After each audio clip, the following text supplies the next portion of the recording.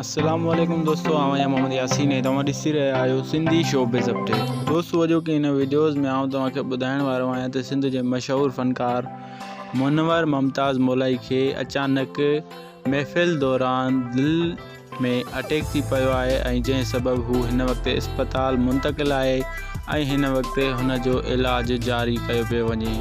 दोस्तों मां तव्हांखे ॿुधाईंदो हलां त मुनवर मौलाई खे महफ़िल दौरान अचानक दिलि जो अटैक थी वियो ऐं जीअं त हू हिन वक़्तु इस्पताल में मुंतक़िल आहे ऐं हुन जी दिलि जो हींअर इलाजु कयो पियो वञे।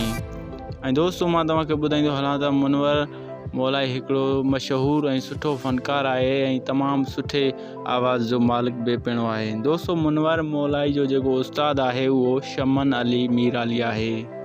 ऐं दोस्तों मां तव्हांखे ॿुधाईंदो हलां त तव्हां मुनवर मौलाई जे लाइ दुआगू थियो त जीअं हू तमामु जल्द ठीकु थी वञे ऐं हू वरी पंहिंजो ॻाइणु शुरू करे। ऐं दोस्तों मुनवर मौलाई तमामु सुठो ऐं बहितरीनु फ़नकार बि पिणु आहे।